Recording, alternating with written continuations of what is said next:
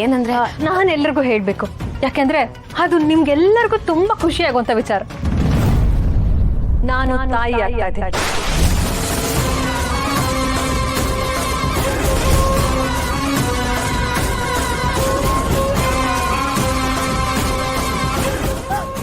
ಒಂದು ಮುದ್ದಾದ ಮಗುಗೆ ಜನ್ಮ ಕೊಟ್ಟು ಆ ಮಗುಗೆ ಜೋಗಳ ಆಡ್ಬೇಕು ಅಂತ ಅನ್ಕೊಂಡಿದ್ದೆ.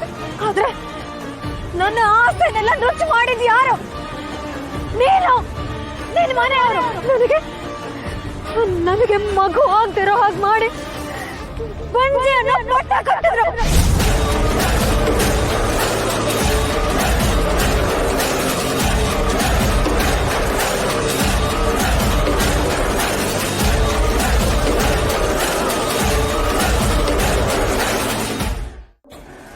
ಏನು ಹೇಳ್ತಾ ಇದ್ದೀರಾ?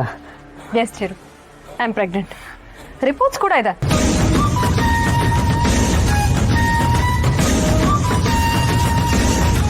ಕಂಗ್ರಾಟ್ಸ್ ಅದಕ್ಕೆ, ಕಂಗ್ರ್ಯಾಚುಲೇಷನ್ಸ್. Thank you Chiru. ನೀವು ಒಬ್ಬನೇ ಹೇಳಿದ್ರೆ ಹೆಂಗೋ, ನಾನು ಹೇಳ್ತೀನಿ ಕಂಗ್ರ್ಯಾಚುಲೇಷನ್ಸ್ ಸೌಂದರ್ಯ, ಕಂಗ್ರ್ಯಾಚುಲೇಷನ್ಸ್ ಗುರು.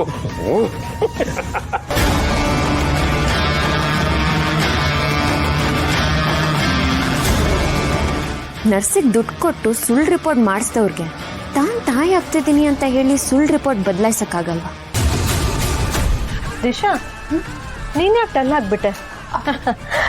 ಚಿರು, ರಿಪೋರ್ಟ್ ಕೊಡಿಲಿ. ಇಲ್ಲಿ ನೋಡು ರಿಪೋರ್ಟ್.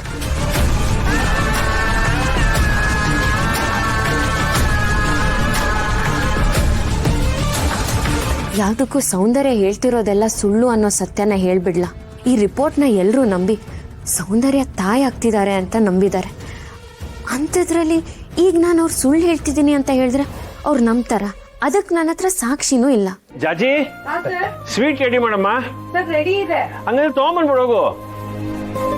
ಕುಡಿ ಕುಡಿ ಕುಡಿ ಕುಡಿ.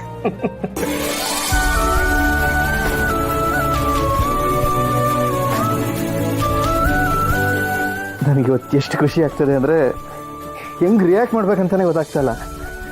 ಇಷ್ಟು ವರ್ಷ ಆದ್ಮೇಲೆ ನೀವು ತಾತ ಆಗ್ತಿದ್ದೀರಾ, ನಾನು ಚಿಕ್ಕಪ್ಪ ಆಗ್ತಿದ್ದೀನಿ.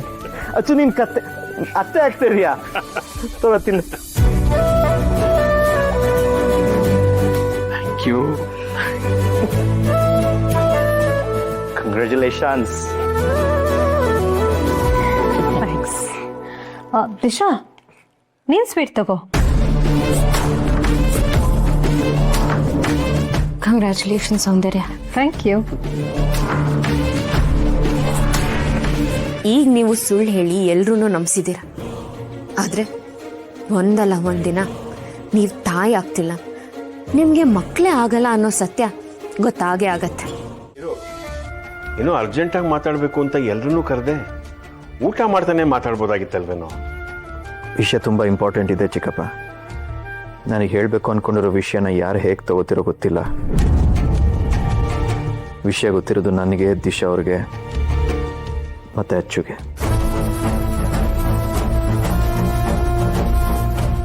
ಹೌದು, ನಾನು ಹೇಳಬೇಕು ಅಂದ್ಕೊಂಡಿರೋದು ಅಚ್ಚು ವಿಷಯನ. ಅದಕ್ಕೆ ಎಷ್ಟು ಹೇಳಿದ್ರು ಅವ್ರ ಮಾತು ಕೇಳದೆ ನಾನು ದೀಪ್ ಅವರು ದುಡುಕ್ಬಿಟ್ವಿ ಅಂತ ತುಂಬ ಅನ್ನಿಸ್ತದೆ. ಎಲ್ರೂ ನಿಷ್ಠುರ ಮಾಡಿಕೊಂಡು ಎಲ್ರೂ ಎದುರಾಕೊಂಡು ಅಚ್ಚು ಇಷ್ಟಪಟ್ಲು ಅಂತ ರಾಹುಲ್ ಜೊತೆ ಅವಳು ಮದುವೆ ಮಾಡಿಸಿದ್ವಿ. ಅಪ್ಪನು ಪಾಪ ರಾಹುಲ್ನ ಕ್ಷಮಿಸಿ ಅಳಿಯ ಅಂತ ಒಪ್ಕೊಂಡು ಮಗಳನ್ನ ಚೆನ್ನಾಗಿ ನೋಡ್ಕೊಂತ ಬುದ್ಧಿ ಹೇಳಿದ್ರು. ನಾನು ಅಚ್ಚು ಜೀವನ ಇನ್ಮೇಲೆ ತುಂಬ ಚೆನ್ನಾಗಿರುತ್ತೆ ಅಂತ ಅಂದ್ಕೊಂಡಿದ್ದೆ. ಆದರೆ ಮದುವೆ ಆದಮೇಲೆ ಅಚ್ಚು ಜೀವನ ನರ್ಕ ಆಗ್ತಾ ಬಂದಿದೆ.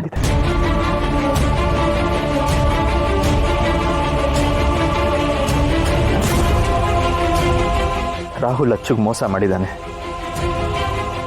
ಅವಳಿಗೆ ಹೊಡೆದಿದ್ದಾನೆ, ಬಡ್ದಿದ್ದಾನೆ, ಕಿರುಕುಳ ಕೊಟ್ಟಿದ್ದಾನೆ. ಅಷ್ಟೇ ಅಲ್ಲ, ಈಗ ಡಿವೋರ್ಸ್ ನೋಟಿಸ್ ಕಳಿಸಿದ್ದಾನೆ.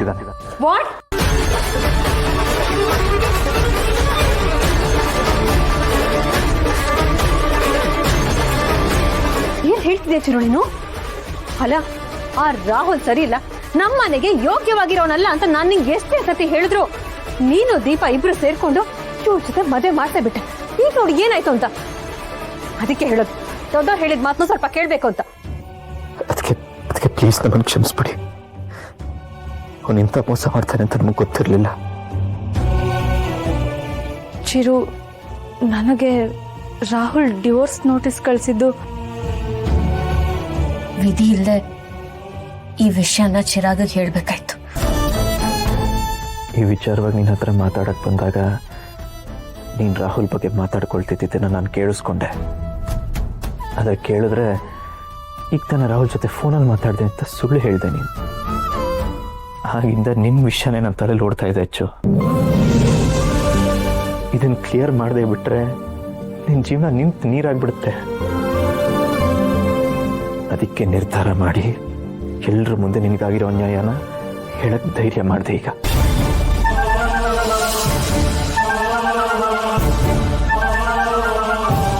ಖುಷಿಯಲ್ಲಿರೋ ನಮಗೆ ಬೇಜಾರಾಗಬಾರ್ದು ಅಂತ ನಿನ್ನ ಲೈಫಲ್ಲಿ ಏನೇ ನಡೀತಾ ಇದ್ರು ಏನೂ ನಡೆದೇ ಇಲ್ಲ ಅನ್ನೋ ಥರ ಎಲ್ಲರ ಜೊತೆ ನಗಾಡ್ಕೊಂಡಿದ್ಯಲ್ಲ.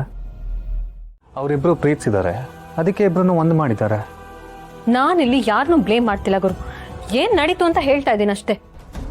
ಅದೇನೇ ಆಗಿರಲಿ ಸೌಂದರ್ಯ, ಅವರಿಬ್ರು ಇಷ್ಟಪಟ್ಟಿದ್ರು, ಅವರಿಬ್ರು ಚೆನ್ನಾಗಿರ್ತಾರೆ ಅನ್ನೋ ಕಾರಣಕ್ಕೆ ತಾನೇ ಮದುವೆ ಮಾಡಿಸಿರೋದು. ಈಗ ರಾಹುಲ್ ನಮ್ಮ ಅರ್ಚನನ್ನ ಚೆನ್ನಾಗಿ ನೋಡ್ಕೊಂಡಿಲ್ಲ, ಅದಕ್ಕೆ ನಾವು ಇಷ್ಟೆಲ್ಲ ಮಾತಾಡ್ತಿದ್ದೀವಿ. ಇನ್ ಕೇಸ್ ಅದೇ ರಾಹುಲ್ ನಮ್ಮ ಅರ್ಚನನ್ನ ಚೆನ್ನಾಗಿ ನೋಡ್ಕೊಂಡಿದ್ರೆ ನಾವು ನಮ್ಮ ಚಿರೋನ್ ಹೊಗಳ್ತಿದ್ವಿ ತಾನೆ. ಅದೆಲ್ಲ ಬಿಡಿ. ಚಿರು ಅವ್ನು ಯಾವ ಕಾರಣಕ್ಕೆ ಡೈವರ್ಸ್ ನೋಟಿಸ್ ಕಳಿಸಿದ್ದಾನೆ? ಅವನಿಗೆ ನಮ್ಮ ಆಸ್ತಿ ಮೇಲೆ ಏನಾದ್ರು ಕಣ್ಣಿತ್ತ, ಇಲ್ಲ ನಮ್ಮ ಅರ್ಚನ ಮೇಲೆ ಬ್ಯಾಡ್ ಇಂಟೆನ್ಷನ್ ಏನಾದ್ರು ಇಟ್ಕೊಂಡಿದ್ನ? ಗೊತ್ತಿಲ್ಲ ಅಣ್ಣ, ಆದರೆ ಅವನಿಂದ ಇವಳು ನೋವು ಅನುಭವಿಸಿದಂತೂ ಸಾಕು. ಹಾಗಾದ್ರೆ ಅರ್ಚನನ್ ಮುಂದಿನ ಜೀವನ ಏನು?